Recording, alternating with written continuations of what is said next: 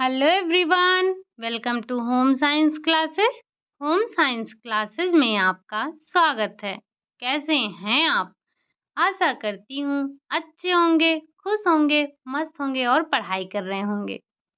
तो आपको पता ही है कि हम कर रहे हैं प्रैक्टिस और आज की हमारी प्रैक्टिस सेट नंबर 37 है, जिसमें हम डिस्कस करने वाले हैं चाइल्ड डेवलपमेंट के क्वेश्चन। हालाँकि पिछले 2 क्लासों से हमारी जो प्रैक्टिस चल रही है, वो चल रही है चाइल्ड डेवलपमेंट पर ही।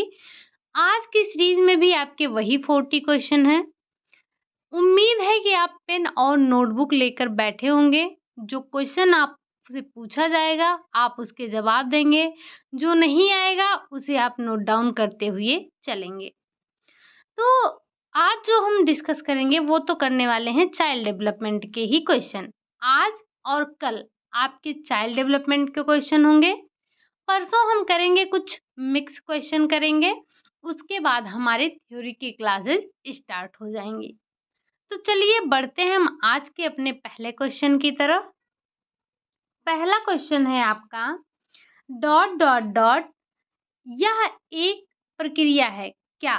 परिपक्वता, समाजीकरण, विकास या फिर अन्योन्य क्रिया एक प्रक्रिया है जिसमें नवजात बच्चों को संस्कृति में ढाला जाता है। किसमें ढाला जाता है?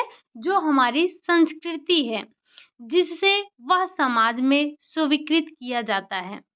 यानी कि आपको बताना है कि इनमें से ऐसी कौन-सी प्रक्रिया है जिसके द्वारा जो नवजात बच्चा होता है उसे उसकी संस्कृति में ढाला जाता है और जो कि समाज में स्वीकृत होता है। तो आपको पता है कि समाजीकरण एक ऐसी प्रक्रिया है जिसमें नवजात बच्चे को या जो नवजात शिशु होता है उसको संस्कृति में ढाला जाता है। जहाँ का वो बच्चा होता है, वहाँ की जो संस्कृति होती है, वो समाजीकरण के माध्यम से ही बच्चे में संस्कृति को डेवलप किया जाता है, ठीक? और जो कि हमारे समाज में स्वीकार किया जाता है। अगला क्वेश्चन है, क्वेश्चन नंबर आपका सेकंड है, समाज मिति एक बच्चे का डॉट डॉट डॉट मापन करने का उपकरण है। ये जो समाज मिति है, ये बच्चे में कौन क्या मापन करने का उपकरण है? क्या ये बुद्धिमत्ता स्तर मापन करने का उपकरण है? व्यवहारिक स्तर मापने का उपकरण है? या फिर समूह के साथ संबंध मापने का उपकरण है? या फिर अभिभावकों के साथ संबंध मापने का ये एक उपकरण होता है। तो आपको पता है ये जो समाज मिति है, समाज मिति विधि के द्वारा आप समूह के साथ संबंध कैसा है बच्चे का, आप इस चीज़ का पता लगाते हैं। समाज मिति में आप क्या करते हैं? तो समाज मिति में जैसे एक ग्रुप होता है, उस ग्रुप में जैसे 1 हो गया, 2 हो गया, 3 हो गया, 4 हो गया, 5 हो गया, 6 लोग हैं। तो ये देखा जाता है इस जो पहला व्यक्ति है, दूसरा व्यक्ति है, तीसरा व्यक्ति है, थोड़ा-सा हम यहाँ फिर से करें। जैसे यहाँ पे 1 हो गया, 2 हो गया, 3 हो गया, 4 हो गया, 5 हो गया, 6 हो गया। ये 6 लोग हैं। अब ये देखा जाता है कि इस समूह में इनके आपसी संबंध कैसे हैं? 1 का व्यवहार 2 के साथ कैसा है? कितने लोग 5 को मतलब 1 को कितने लोग पसंद कर रहे हैं? 2 नंबर का कर रहा है, 5 नंबर का कर रहा है, 6 नंबर का कर रहा है, 3 नंबर का भी कर रहा है।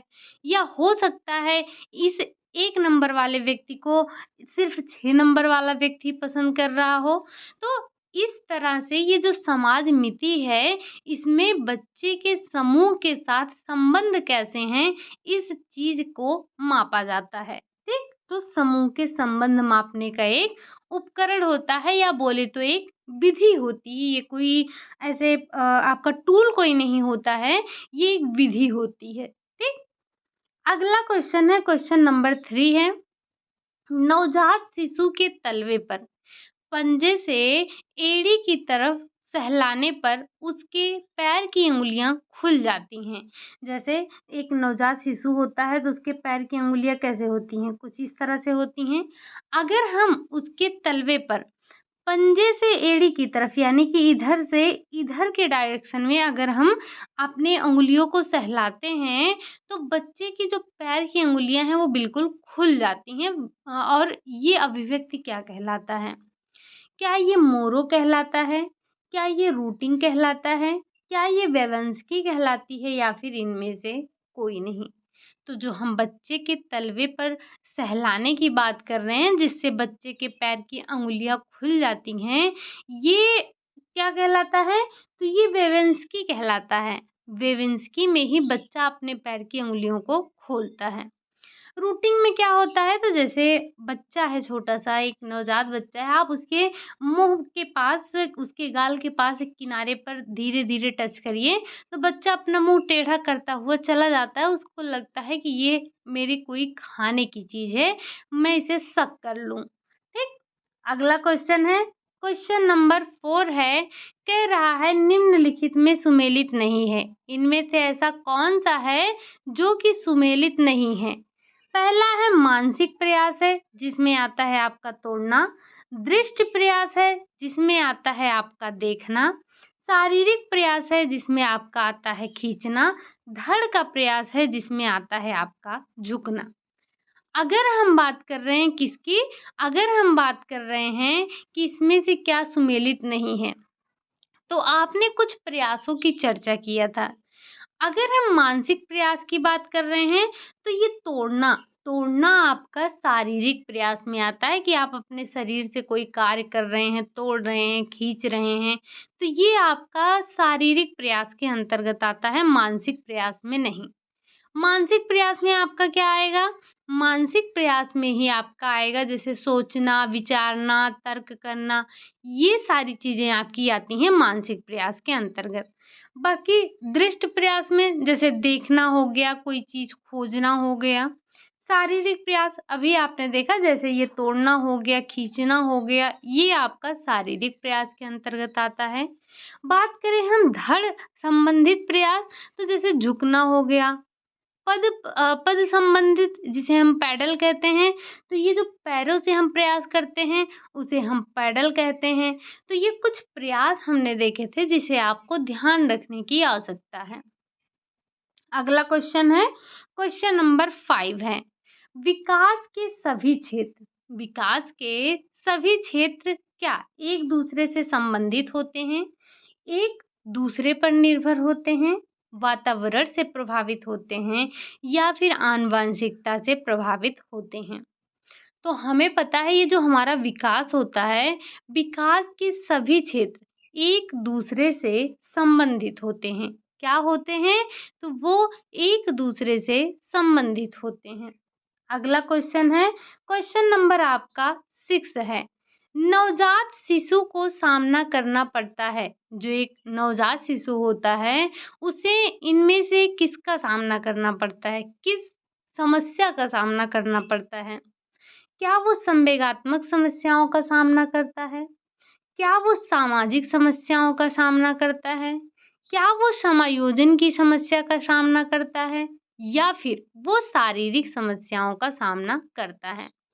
तो हमें ये पता है, हमने पढ़ रखा है, जो नवजात शिशु होता है उसमें संवेग 3 ही पाए जाते हैं। वाटसन महोदय ने बताया था कि जो बच्चे में, शिशु में, नवजात में जो संवेग पाया जाता है वो 3 ही होता है। ज़रा एक बार कमेंट बॉक्स में छापिएगा वो 3 कौन-कौन से हैं।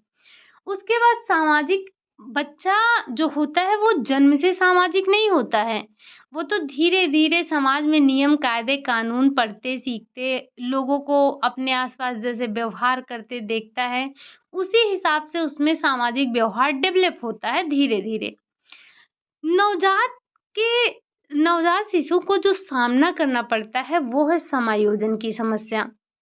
आपको पता है जब एक नवजात शिशु जन्म लेता है तो वो क्या, एक तो वो अपने चूसने निगलने की क्रिया के साथ समायोजन करता है, श्वसन के साथ समायोजन करता है, तापक्रम के साथ समायोजन करता है, उत्सर्जन के साथ समायोजन करता है।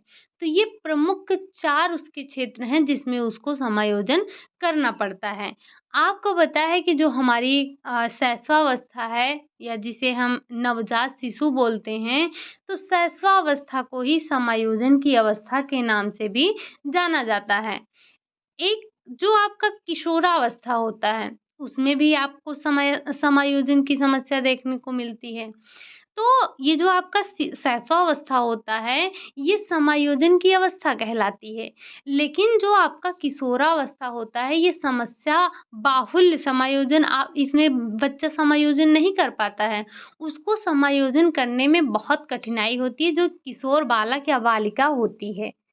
अगला क्वेश्चन है, क्वेश्चन नंबर 7 है, कह रहा है निम्नलिखित में सुमेलित है। इसमें से कौन-सा सुमेलित है? क्या शारीरिक आवश्यकता भोजन और घर है? क्या सुरक्षा आवश्यकता भय से मुक्ति है? क्या सामाजिक आवश्यकता सामाजिक वार्तालाप है? सम्मान आवश्यकता स्वाभिमान है या उपरोक्त सभी? अगर आपको याद आ रहा हो तो मैस्लो ने एक नियम दिया था जिसे हम पदानुक्रम का नियम या फिर आवश्यकता का नियम कहते हैं। ये वहीं से आपका क्वेश्चन उठाया गया, हालाँकि ये क्वेश्चन है आपका नेट का। तो आपको बताना है कि क्या उन्होंने ये सारी इन सारे चीज़ों पर चर्चा किया था, ये सारी आवश्यकताएँ उन्होंने बताई थी। उन्होंने 5 आवश्यकताओं का ज़िक्र किया था। एक तो आपने देखा शारीरिक सुरक्षा, दूसरा है शारीरिक आवश्यकता, दूसरा है सुरक्षा की आवश्यकता, तीसरा है सामाजिक आवश्यकता, चौथा है सम्मान की आवश्यकता और 5वां उन्होंने क्या बताया था, एक बार आप कमेंट करके ज़रूर बताइएगा जिसे हम कहते हैं आत्मसिद्धि, ठीक? तो इन्होंने बताया था कि जो ये आत्मसिद्धि वाली आवश्यकता है, ये कुछ ही लोग प्राप्त कर पाते हैं, हर कोई बाकी की जो ये हमारी पॉपुलेशन है जो कि हमारी जनसंख्या है, वो हमारी पहली, दूसरी और तीसरी आवश्यकता तक आते-आते उसका जीवन समाप्त हो जाता है। चौथी तक भी पहुँच पाते हैं लेकिन 5वीं जो हमारी आवश्यकता है जिसे हम आत्मसिद्धि कहते हैं, वहाँ तक पहुँचना अगर 100 व्यक्ति हैं, तो 100 में से 5 व्यक्ति ही ऐसे होते हैं जो कि आत्मसिद्धि को प्राप्त कर पाते हैं, ठीक? तो ये आपके पाँचों सुमेलित हैं। अगला क्वेश्चन है, क्वेश्चन नंबर 8 है, कह रहा है मनुष्य के क्रियाशील परिवेश के वैज्ञानिक अध्ययन को कहते हैं। यानी कि जो मानव के क्रियाशील परिवेश है उसका अध्ययन क्या कहलाएगा? क्या एर्गोनॉमिक्स कहलाएगा? क्या डेमोग्राफी कहलाएगा? कार्य सरलीकरण कहलाएगा या फिर व्यावसायिक स्वास्थ्य कहलाएगा? तो हमें पता है कि जो मानव के क्रियाशील परिवेश के जो वैज्ञानिक अध्ययन हैं, उसको हम किस नाम से जानते हैं? तो उसको हम एर्गोनॉमिक्स के नाम से जानते हैं। अगला क्वेश्चन है, क्वेश्चन नंबर 9 है, माता और शिशु के बीच में बनने वाला प्रथम बंधन है। जो माता और बच्चे के बीच में पहला बॉन्ड बनता है वो क्या है? क्या वो सहयोग का है, लगाव का है, क्रोध का है या फिर इनमें से कोई नहीं? अगर हम एक माता और एक बच्चे की बात कर रहे हैं, तो माता और बच्चे में जो बनने वाला पहला बॉन्ड होता है, वो होता है लगाव का। लगाव का बंधन दोनों के बीच में बनता है, ठीक? बढ़ते हैं हम अपने अगले क्वेश्चन, क्वेश्चन नंबर 10 की तरफ। व्यवहार करने का निश्चित, स्थायी और विशिष्ट तरीका कहलाता है। किसी भी व्यक्ति का जो व्यवहार करने का एक निश्चित और विशिष्ट यानी कि निश्चित, स्थायी और विशिष्ट तरीका है वो क्या कहलाता है? क्या वो उसका व्यवहार कहलाता है? क्या ये उसका सील गुण कहलाता है, आदत कहलाता है या फिर चरित्र कहलाता है? तो इसी से रिलेटेड कल भी हमने एक क्वेश्चन देखा था जो कि आलपोर्ट महोदय का था। व्यवहार करने की जो एक निश्चित, स्थायी और विशिष्ट तरीका है उसे हम सील गुण के नाम से जानते हैं। क्या कहते हैं? उसे हम सील गुण के नाम से जानते हैं। अगला क्वेश्चन है, क्वेश्चन नंबर 11 है, एनुरेसिस व्यवहार में कौन सी समस्या होती है? क्या नींद में चलना, चोरी करना, अंगूठा चूसना या फिर बिस्तर गीला करना। अगर आपने चाइल्ड डेवलपमेंट छोड़ दीजिए, आपने अगर इतना जो हमने प्रैक्टिस सेट किया है, इसमें हमने कुछ नहीं तो कम से कम पचासों बीमारियों का नाम रट डाला है।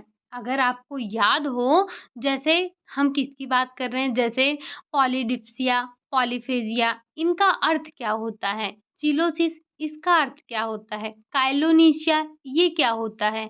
हाइपोकैल्सीमिया, ये क्या होता है? हाइपरकैल्सीमिया, ये क्या होता है? कैलमिया, ये क्या होता है? हाइपरकैलमिया, ये क्या होता है? यानी कि हमने 50 तो मैं कम बता रही हूँ। अगर आप एक बार देखें उठाकर अपनी नोट्स को, ये तो कुछ हमने जो अपने नोट्स में नोट डाउन किया था वो मैं बता रही हूँ। बाकी आपने प्रैक्टिस के माध्यम से कम मैं 50 कम बता रही हूँ। आप अगर एक बार देखेंगे उठाकर तो आपने पचासों से ज़्यादा पढ़ लिया है। तो आपसे एक निवेदन है कि आप इसे एक पेज में नोट डाउन कर डालिए। कहीं न कहीं इसे ज़रूर नोट डाउन कर लीजिए। यहाँ से डायरेक्ट आपसे क्वेश्चन पूछे जाते हैं। जैसे आपको पता है कि हमारे टेट और सीटेट का डिस्लेक्सिया, डिस्ग्राफिया, डिस्कैल्कुलिया, डिमेंशिया, हालाँकि डिमेंशिया तो बहुत कम वहाँ पर पूछा जाता है, लेकिन फिर भी जो हमने अभी 3 नाम लिए, डिस्लेक्सिया, डिस्कैल्कुलिया, डिस्ग्राफिया, ये हमारे टेट और सीटेट में आना बिल्कुल आम-सी बात है। तो उसी तरह से कुछ ऐसे पॉइंट होते हैं, कुछ ऐसे टर्म होते हैं जो कि आपके भी एग्ज़ाम में पूछे जाते हैं। जैसे यहाँ पर आपका है एनुरेसिस। आपका एनुरेसिस क्या है? जैसे हमने देखा डिमेंशिया क्या है, डिस्लेक्सिया तो आपको पता ही है, डिस्ग्राफिया आपको पता है, बुलिमिया, एनोरेक्सिया नर्वोसा, और आपने एंड्रोगॉगी, पेडागॉगी, ये सारी चीज़ें आपने इस तरह से लगभग तो 100 देख ही डाली होगी। अगर आप एक बार नोट डाउन कर लेंगे, तो जब एग्ज़ाम में आपके सामने आएँगे क्वेश्चन तो वो आपसे गलत नहीं होंगे। इस तरह से हमने काफ़ी क्वेश्चन कर लिया है, ठीक? तो यहाँ हम बात कर रहे हैं एनुरेसिस की। एनुरेसिस व्यवहार में बच्चा जो है क्या करता है, तो वो ये बिस्तर गीला करने से संबंधित समस्या होती है। बिस्तर गीला करना, अब आप कहेंगे हर बच्चा करता है, तो यहाँ पर बच्चे इन द सेंस जब बच्चा थोड़ा बड़ा हो जाता है, तब भी उसकी आदत होती है। एनुरेसिस में होगा क्या कि बच्चा बिस्तर गीला करेगा। जैसे आपको पता है कि अगर कोई लगभग 3 साढ़े 3 साल का बच्चा है, तो वो बहुत रेयर केस में ही बिस्तर गीला करता है। लेकिन ये जो एनुरेसिस व्यवहार है, इसमें बच्चा बड़ा हो जाता है तब भी बिस्तर गीला करता है। तो ये एक प्रकार की समस्या, क्या हम कह सकते हैं, एक प्रकार की बीमारी भी होती है। अगला क्वेश्चन है क्वेश्चन नंबर 12। गीता अपनी गुड़िया के लिए मोतियों की माला बना रही है। जैसे छोटे बच्चे होते हैं ना, तो वो करते क्या हैं, आप उनके लिए एक डॉल ले आइए, वो करेंगे क्या, उनको दिन भर कपड़े काट काट कर उनके लिए कपड़े बनाएंगे, उनके लिए माला बनाएंगे, उनके बाल बनाएंगे, यही सारी चीज़ करते रहते हैं। तो वैसे ही गीता ही है। तो गीता अपनी गुड़िया के लिए मोतियों की माला बना रही है। वह किस कौशल का प्रयोग कर रही है? क्या ये स्थूल क्रियात्मक कौशल है, सूक्ष्म क्रियात्मक कौशल है, तकनीकी कौशल है, या फिर इनमें से कोई नहीं? सबसे पहले हम थोड़ा-थोड़ा समझते हैं इन दोनों के बारे में कि स्थूल और सूक्ष्म क्या है। स्थूल का मतलब जब आपकी बड़ी मांसपेशियाँ कार्य करती हैं, तो वो आपका स्थूल कहलाता है। जैसे जैसे दौड़ना, उठना, बैठना, वॉलीबॉल खेलना, फुटबॉल खेलना, ये सारी आपकी स्थूल के अंतर्गत आती हैं। अगर हम बात करें सूक्ष्म की, तो सूक्ष्म के अंतर्गत आपकी जो सूक्ष्म मांसपेशियाँ हैं, वो कार्य में आती हैं, वो परिपक्वता की ओर जाती हैं। अगर हम अपने सूक्ष्म पेशियों का प्रयोग करके कार्य को करते हैं, तो वो हमारा सूक्ष्म क्रियात्मक कौशल के अंतर्गत आता है। जैसे जैसे लिखना आ गया, कैंची से आपका कागज़ काटना हो गया, कपड़ा काटना हो गया, सुई धागा से कोई चीज़ सिलना हो गया, मोतियों की माला पिरोना हो गया। तो ये किसमें आता है? ये आपका आता है सूक्ष्म क्रियात्मक कौशल में। तो यहाँ गीता क्या कर रही है? यहाँ वो सुई धागे से मोतियों की माला ही तो बना रही है। अपने जो उसके सूक्ष्म कौशल हैं, यानी कि जो उसके सूक्ष्म मांसपेशियाँ हैं, उन्हीं के द्वारा तो वो कार्य कर रही है। तो यहाँ पर वो क्या कर रही है? यहाँ पर सूक्ष्म क्रियात्मक कौशल उसका विकसित है, सूक्ष्म क्रियात्मक कौशल का वो प्रयोग कर रही है। अगला क्वेश्चन है, क्वेश्चन नंबर 13 है, कह रहा है मोहन अपने पिता का गुस्सा अपनी छोटी बहन पर निकालता है।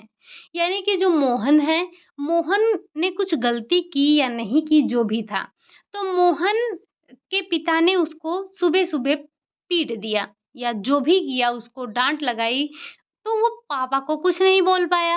अब पापा को कुछ नहीं बोल पाया तो बदले में आकर उसने अपनी छोटी बहन को ही पीट दिया।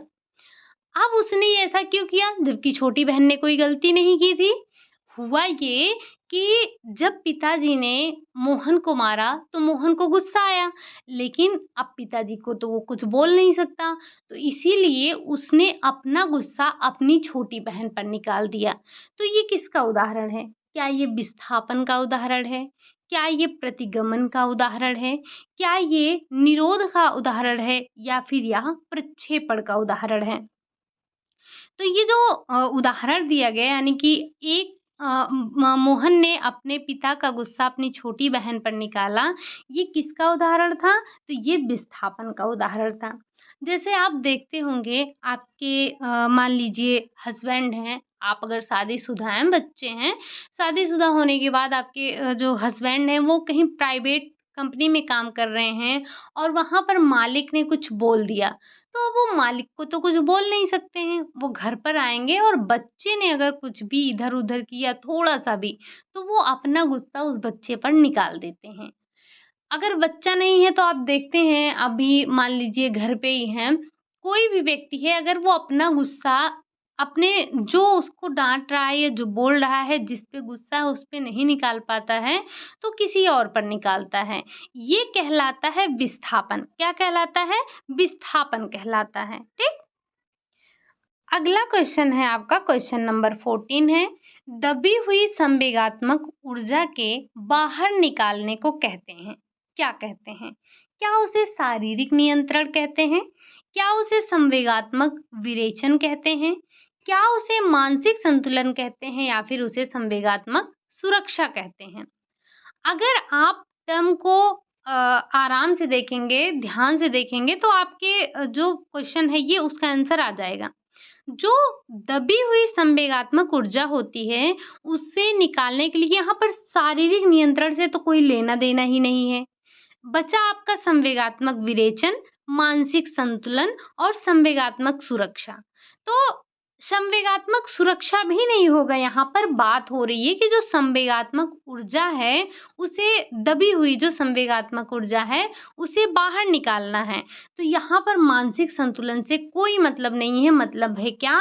तो वो जो दबी हुई संवेगात्मक ऊर्जा है, उसे बाहर निकालने को हम संवेगात्मक विरेचन के नाम से जानते हैं या फिर हम उसे संवेगात्मक विरेचन कहते हैं। अगला क्वेश्चन है, क्वेश्चन नंबर 15 है, यदि किसी बच्चे के यदि किसी बच्चे के जन्म के समय का वजन 2.5 यानी कि 2.5 केजी से कम है तो वो बच्चा कहलाता है, क्या कहलाता है? क्या वो बौना कहलाता है, छोटा कहलाता है, नाजुक कहलाता है या फिर वो कहलाता है स्मॉल फॉर डेड? तो जिस बच्चे का जन्म के समय वजन 2.5 किलो से भी कम होता है, वो आपका कहलाता है स्मॉल फॉर डे। उस बच्चे को हम स्मॉल फॉर डे के नाम से जानते हैं। ये जो आपको क्वेश्चन मिलते हैं, इसमें आपको ज़्यादातर क्वेश्चन नेट के मिलते हैं। इसके लैंग्वेज में थोड़ी-सी हेर-फेर की जाती है, तो ये आपके लेकिन क्वेश्चन ज़्यादातर होते हैं नेट के ही। ठीक? अगला क्वेश्चन है, क्वेश्चन नंबर 16 है, कह रहा है इसमें से सुमेलित है। चूसना एवं आँख झपकाना ये आपका स्थायी सहज क्रिया है। रिक्त नीड़ यानी कि जो खाली घोंसला कह सकते हैं, ठीक? नीड़ का मतलब क्या होता है? जैसे घोंसला होता है और रिक्त का मतलब ही क्या है? खाली। तो रिक्त नीड़ का मतलब होता है अकेलापन, उपरोक्त दोनों इनमें से कोई नहीं। तो हमें पता है कि ये दोनों ही सुमेलित हैं। क्या कि जो चूसना और आँख झपकाना है ये अस्थायी सहज क्रिया होता है। साथ ही जो रिक्त नीड़ है ये आपका अकेलापन होता है, यानी कि उपरोक्त दोनों आपका यहाँ पर राइट आंसर हो जाएगा। अगला क्वेश्चन है क्वेश्चन नंबर 17। निम्नलिखित में से सुमेलित है क्या? साम्य धारण पियाजे से संबंधित है, किंडरगार्टन फ्रॉबेल से संबंधित है, उपरोक्त दोनों इनमें से कोई नहीं। तो हमें पता है अगर कहीं साम्य धारण, आत्मसातीकरण, समायोजन और साथ ही साथ आपका स्कीमा, ऐसे शब्दों को अगर सुमेलित करना है, मेल करना है, तो हम किससे करेंगे? हम पियाजे से कर देंगे। और किंडरगार्टन तो आपको पता ही फ्रॉबेल है, तो यहाँ पर उपरोक्त दोनों आपका राइट आंसर हो जाएगा। अगला क्वेश्चन है क्वेश्चन नंबर 18 है। शरीर की विभिन्न मांसपेशियों का विकास है क्या है? क्या ये क्रियात्मक विकास है, संवेगात्मक विकास है, रचनात्मक विकास है या फिर ये सामाजिक विकास है? तो यहाँ पर शरीर के मांसपेशियों की बात की गई है, तो जो शरीर की मांसपेशियों का विकास है वो क्या कहलाएगा? वो क्रियात्मक विकास के अंतर्गत आता है। अगला क्वेश्चन है क्वेश्चन नंबर 19 है। क्रियात्मक समन्वय का अर्थ है दो डॉट डॉट की मांसपेशियों का आपसी समन्वय। यानी कि जो क्रियात्मक समन्वय है, आपको बताना है किन दोनों के बीच की मांसपेशियों का आपसी समन्वय है। क्या अंगों के, शरीर के, अंगुली के या फिर हाथ के? तो ये जो आपका क्रियात्मक समन्वय है, क्रियात्मक समन्वय जो है दो अंगों की मांसपेशियों के समन्वय के आपसी समन्वय होते हैं। ठीक। अगला क्वेश्चन है क्वेश्चन नंबर 20 है। मोती फिरोने में आवश्यकता होती है। पहली बात तो आपने क्या देखा था? ये सूक्ष्म क्रियात्मक कौशल है या फिर स्थूल? तो आपने देखा था ये सूक्ष्म क्रियात्मक कौशल के अंतर्गत आता है। लेकिन अब जब हम मोतियों की माला को फिरो रहे हैं तो इसमें हमें किसकी आवश्यकता होगी? समस्त पेशीय कुशलता की, छोटी पेशीय कुशलता की, नेत्र समन्वय की या फिर नेत्र हस्त समन्वय की? हाँ, ये सही है कि जो छोटी पेशियाँ हैं उनकी कुशलता होना आवश्यक है। लेकिन यहाँ पर क्या हमें यहाँ पर पूछा जा रहा है मोती फिरोने में आवश्यकता होती है, तो हम अपने नेत्र और हस्त समन्वय के द्वारा मोतियों की माला को फिरोने का कार्य करते हैं। अगला क्वेश्चन है क्वेश्चन नंबर 21। पूछ रहा है आपसे, इकट्ठी की हुई संवेगात्मक ऊर्जा को निकालने की क्रिया को कहते हैं। अगर किसी व्यक्ति के अंदर संवेगात्मक ऊर्जा इकट्ठी हो गई है तो उसको जो निकालने की प्रक्रिया है उसे हम क्या कहते हैं? क्या उसे हम इमोशनल कैथेसिस कहते हैं? क्या हम उसे इमोशनल बैलेंस कहते हैं? क्या उसे हम हाइडेंट इमोशनलिटी कहते हैं या फिर हम उसे इमोशनल घबराहट के नाम से जानते हैं? तो यहाँ हम बात क्या कर रहे हैं? यहाँ हम पूछ रहे हैं कि इकट्ठी की हुई जो हमारी संवेगात्मक ऊर्जा होती है उसको जो निकालने की क्रिया होती है वो क्रिया कौन सी होती है? तो उस क्रिया को हम इमोशनल कैथेसिस के नाम से जानते हैं। अगला क्वेश्चन है क्वेश्चन नंबर 22 है। निम्नलिखित में सुमेलित है, इनमें से कौन सा सुमेलित है? ब्रेल प्रणाली दृष्टिहीन के लिए, आंख झपकाना, शिशु प्रतिक्षिप्त क्रिया, उपरोक्त दोनों इनमें से कोई नहीं। अगर हम बात कर रहे हैं सुमेलित की तो ये दोनों के दोनों ही आपके सुमेलित हैं, क्योंकि ये जो ब्रेल लिपि होती है ये दृष्टि बाधितों के लिए होती है। इसमें कितने डॉट का प्रयोग होता है? तो इसमें 6 डॉट का प्रयोग होता है। और ये ब्रेल लिपि विकसित किसके द्वारा की गई थी? तो लुईस ब्रेल के द्वारा। ठीक। एक क्वेश्चन आपके लिए है कि हम ब्रेल दिवस कब मनाते हैं? जरा एक बार कमेंट बॉक्स में छापिएगा। आंख झपकाना ये शिशु प्रतिक्षिप्त क्रिया होती है, तो यहाँ पर उपरोक्त दोनों आपका राइट आंसर हो जाएगा। अगला क्वेश्चन है क्वेश्चन नंबर 23 है। भाषा के अध्ययन में सतह संरचना तथा गहरी संरचना शब्दों को किसके साथ संबंध किया जा सकता है? आपको बताना है ये जो भाषा के अध्ययन में जो सतह संरचना और गहरी संरचना शब्द है, वो इनमें से किससे इनसे संबंधित है? किसने ऐसे शब्दों का प्रयोग किया था? क्या बंडूरा ने किया था? क्या नॉम चॉम्स्की ने किया था? ज़ैन इटैलियन ने किया था या फिर स्किनर ने किया था?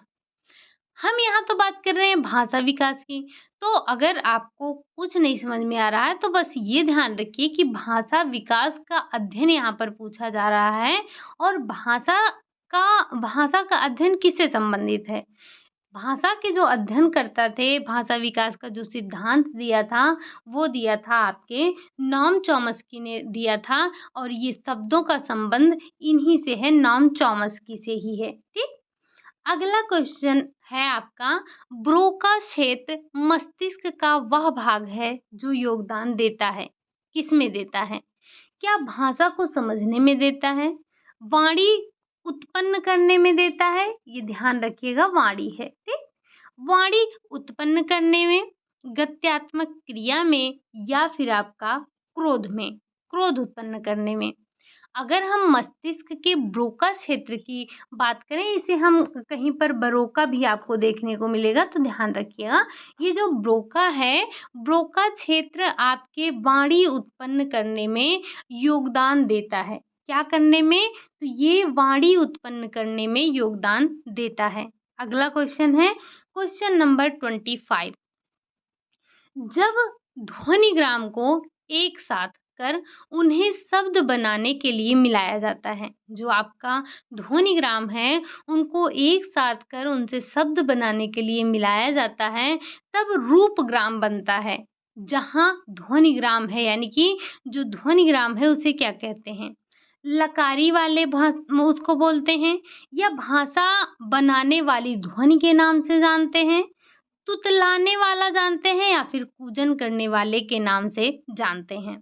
तो ध्यान रखिएगा, जब जो ध्वनिग्राम है, ध्वनिग्राम को एक साथ कर उन्हें शब्द बनाने के लिए प्रयोग करते हैं, तब जाकर क्या बनता है? तब बनता है रूपग्राम।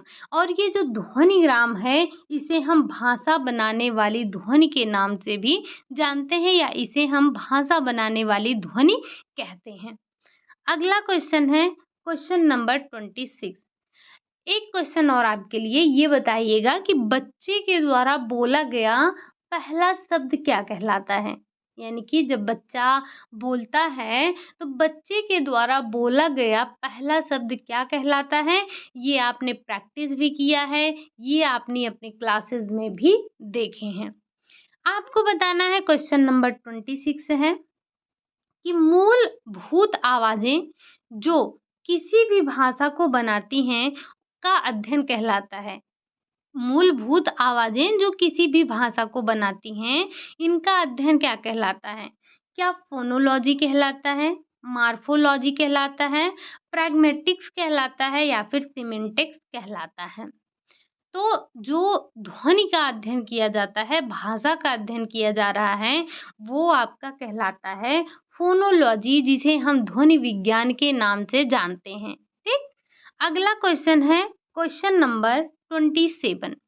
बच्चों में भाषा विकास को किसके माध्यम से बढ़ावा दिया जाता है?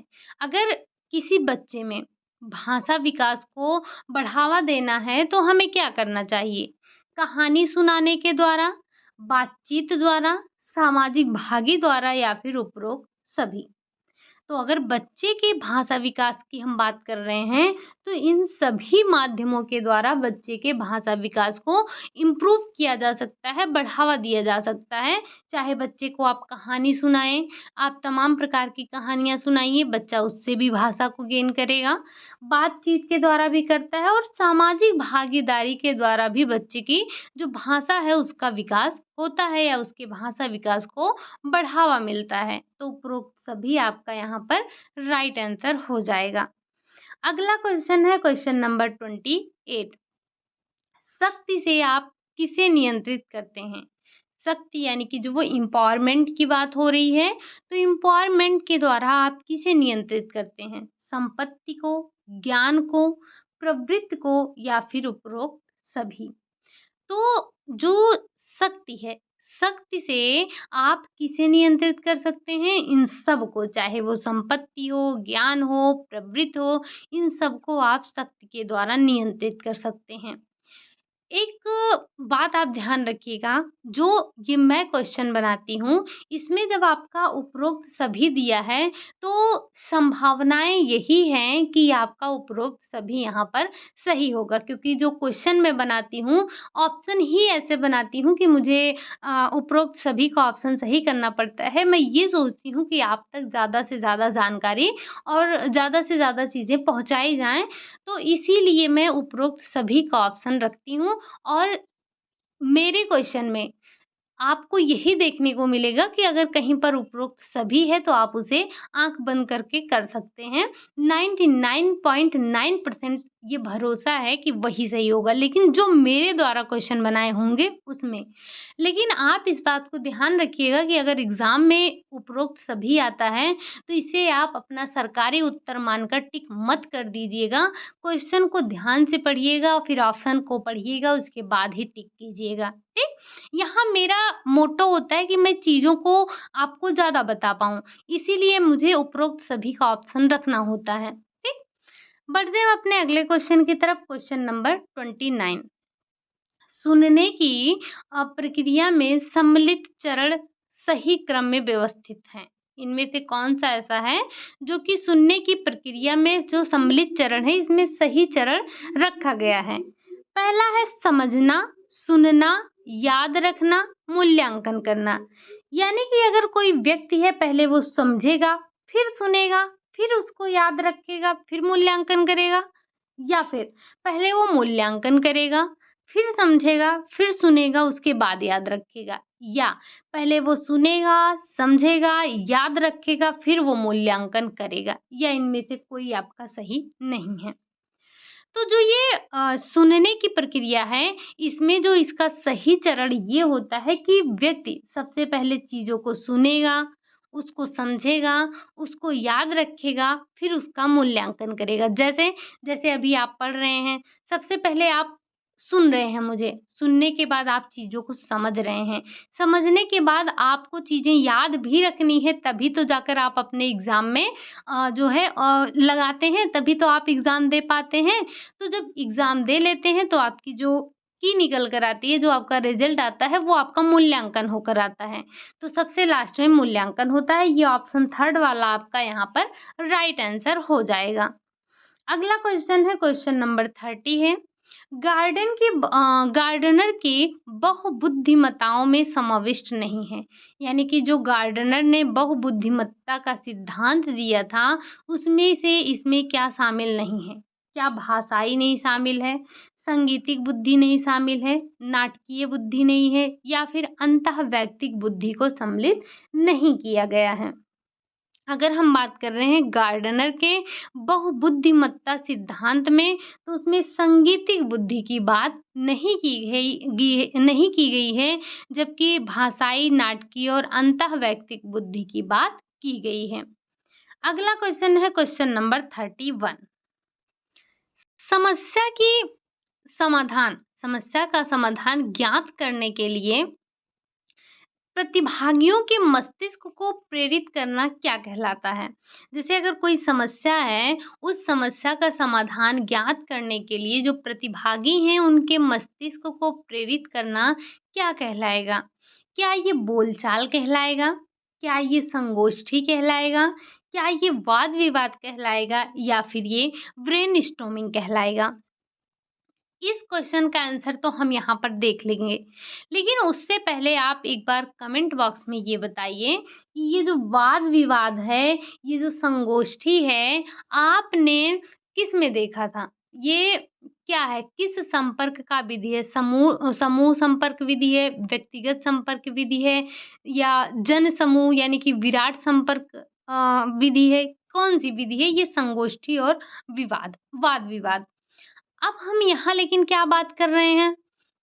यहाँ हमें ये देखना है कि जो आपकी समस्या की समाधान ज्ञात करने के लिए जो प्रतिभागियों के मस्तिष्क को आप प्रेरित कर रहे हैं, वो आपका ब्रेनस्टॉर्मिंग कहलाता है, ठीक? अगला क्वेश्चन है क्वेश्चन नंबर 32। बुद्धिमत्ता का सिद्धांत इनमें से किस प्रकार का नहीं है? यानी कि इसमें से जैसे आपने देखा था ना कि बुद्धि के प्रकार कई देखे थे, बहुबुद्धि का सिद्धांत, बहुतत्व का सिद्धांत, एक कारक का सिद्धांत, द्विकारक का सिद्धांत, त्रिविमीय सिद्धांत, तरल मोज़ेक सिद्धांत, तमाम सिद्धांत आपने पढ़ डाले हैं। तो यहाँ पर बताना है कि इनमें से कौन-सा सिद्धांत नहीं है। क्या एक कारक का सिद्धांत नहीं है?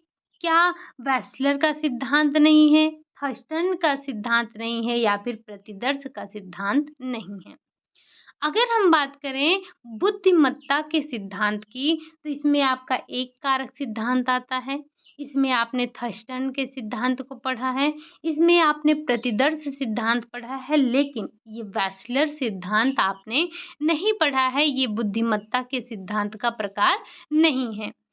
अगला क्वेश्चन है क्वेश्चन नंबर 33। वह खेल क्या कहलाता है जिसमें संवेदी प्रेरक विकास शामिल होते हैं? ऐसे खेल को आप क्या कहेंगे? क्या उसे संवेदी खेल कहेंगे? क्या उसे साहचर्य खेल कहेंगे? अभ्यास खेल कहेंगे या फिर आप उसे स्वतंत्र खेल कहेंगे? अगर हम बात कर रहे हैं उस खेल की जिस खेल में जो संवेदी प्रेरक विकास है वो सम्मिलित होता है, तो वो आपका क्या कहलाता है? वो आपका कहलाता है संवेदी खेल कहलाता है। अगला क्वेश्चन है क्वेश्चन नंबर 34। ग्राम स्तरीय वर्करों को प्रशिक्षित करने के लिए कुछ मेंटरों को प्रशिक्षित करने का उपाय करना क्या कहलाता है? मतलब जो ग्रामीण स्तर पे वर्कर हैं, यहाँ पर ग्रामीण लोगों की बात नहीं की जा रही है। क्वेश्चन को जरा ध्यान से पढ़िएगा कि जो ग्रामीण स्तरीय वर्कर हैं, उन वर्करों को प्रशिक्षित करने के लिए कुछ मेंटरों को प्रशिक्षित करने का उपाय करना क्या कहलाता है? क्या ये परामर्श गाइड कहलाता है? क्या ये मातृ सहयोग समूह कहलाता है? क्या ये प्रशिक्षकों का प्रशिक्षण कहलाता है या फिर ग्राम स्तरीय परामर्शदाता कहलाता है? तो यहाँ पर एक जो प्रशिक्षक है उसके प्रशिक्षण की बात की जा रही है। यानी कि जो ग्रामीण स्तर के वर्कर हैं, उन वर्करों के प्रशिक्षण की बात की जा रही है। तो उनका जो प्रशिक्षण किया जाता है, जो प्रशिक्षित उनको किया जाता है या जो करने का उपाय किया जाता है, उसे हम प्रशिक्षकों का प्रशिक्षण के नाम से जानते हैं। यानी कि जो प्रशिक्षक हैं, जो ग्रामीणों को आए हैं प्रशिक्षित करने, उनका प्रशिक्षण किया जा रहा है। अगला क्वेश्चन है क्वेश्चन नंबर 35। कह रहा है खेल है। खेल क्या है? खेल वह क्रिया जिसका कोई विशिष्ट उद्देश्य नहीं होता है, वह क्रिया जो आनंदप्रद है, वह क्रिया जो समयबद्ध हो या यह आवश्यक नहीं, उपरोक्त सभी।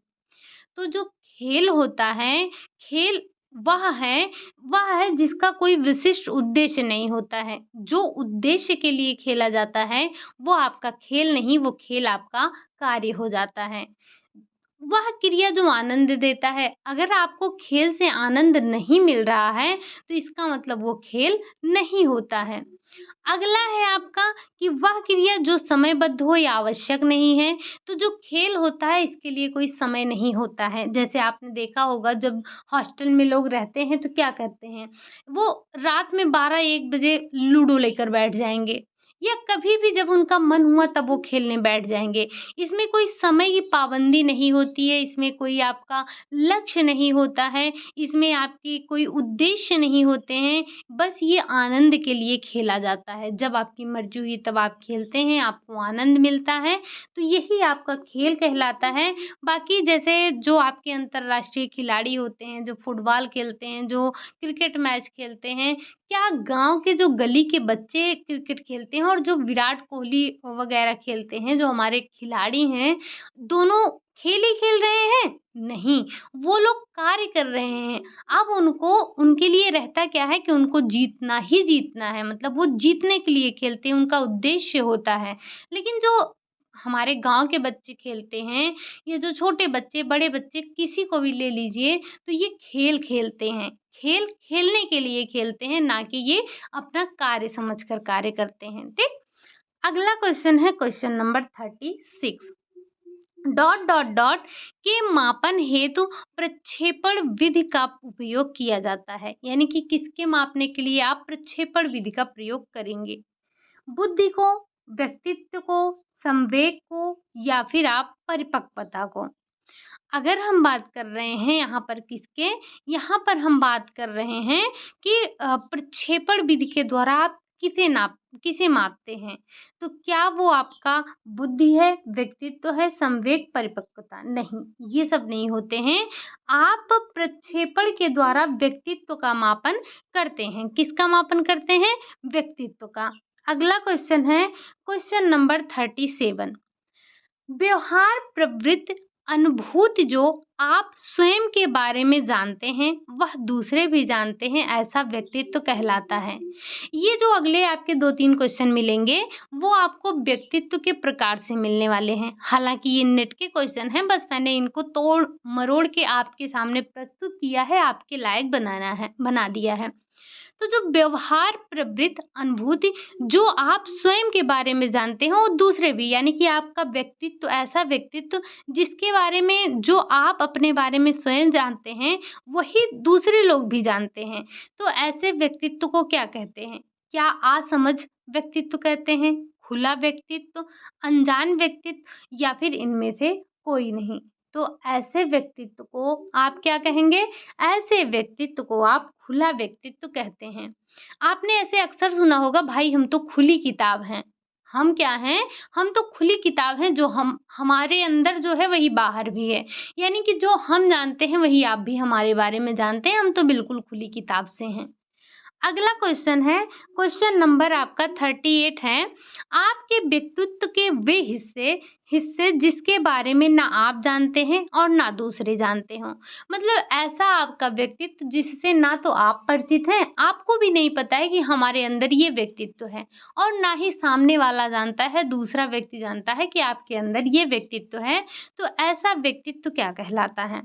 क्या ये खुला व्यक्तित्व कहलाता है, गुप्त व्यक्तित्व कहलाता है, अनजान व्यक्तित्व कहलाता है या फिर इनमें से कोई नहीं? तो ऐसे व्यक्तित्व को आप अनजान व्यक्तित्व के नाम से जानते हैं, मतलब जिसे कोई नहीं जानता ही नहीं है, ना आप जानते हैं ना आपका पड़ोसी जानता है, तो क्या होता है? वो अनजान ही हो गया। अगला क्वेश्चन है क्वेश्चन नंबर 39। स्वयं के बारे में जो दूसरे जानते हैं लेकिन आप नहीं जानते हैं। मतलब आपका व्यक्तित्व ऐसा है कि जिसके बारे में आपका पड़ोसी तो जानता है लेकिन आपको ही नहीं पता है। तो ऐसा व्यक्तित्व क्या कहलाएगा? क्या ये गुप्त व्यक्तित्व कहलाएगा, अनजान व्यक्तित्व कहलाएगा, असमझ व्यक्तित्व कहलाएगा या फिर इनमें से कोई नहीं? तो अभी-अभी अनजान देखा, ये कट गया, बचा क्या आपका? ये असमझ व्यक्तित्व बचता है। तो जो चीज़ स्वयं के बारे में जो आप नहीं जानते हैं लेकिन दूसरे लोग जानते हैं, वो क्या है? वो है असमझ व्यक्तित्व कहलाता है। ठीक? अगला क्वेश्चन है और आज का आपका लास्ट क्वेश्चन है, कह रहा है बातचीत है। बातचीत क्या है? क्या ये सुनने का कौशल है, बौद्धिक कौशल है, अभिव्यक्ति कौशल है या फिर ग्रहणशीलता कौशल है? तो हमें पता है कि बातचीत के माध्यम से हम क्या करते हैं? अभिव्यक्ति करते हैं, अपने विचारों, अपने भावनाओं की अभिव्यक्ति करते हैं। तो जो ये बातचीत होता है, ये आपका अभिव्यक्ति कौशल के नाम से जाना जाता है। ठीक? ये थे आज के आपके 40 क्वेश्चन। उम्मीद है कि ये जो लास्ट क्वेश्चन होंगे बिल्कुल आपको नए लगे होंगे। नए हम नहीं कह सकते हैं क्योंकि ये आपके नेट वगैरह का क्वेश्चन है, जो कि आप अगर प्रीवियस जो आपके पेपर हैं उनको सॉल्व करते होंगे नेट के, तो मिले होंगे वहाँ पर। हालाँकि ये हमने अपने क्लास में चर्चा नहीं किया था, तो इसीलिए मैं बोल रही हूँ कि ये नए हैं। अगर हो सके तो आप इन्हें कहीं नोट डाउन कर लीजिएगा, हम बाद में फिर देखेंगे, अपनी क्लास में भी इसको चर्चा कर लेंगे। ठीक? तो ये थे आज के आपके 40 क्वेश्चन। क्लास आपको कैसी लगी? क्वेश्चन आपको कैसे लगे? अगर अच्छी लगी हो तो लाइक वाइक कर दीजिएगा। जो क्वेश्चन आपसे पूछा गया है उसका भी आंसर ज़रूर दीजिएगा। बाकी मिलते हैं अपने अगली क्लास में, तब तक के लिए बाय बाय, टेक केयर।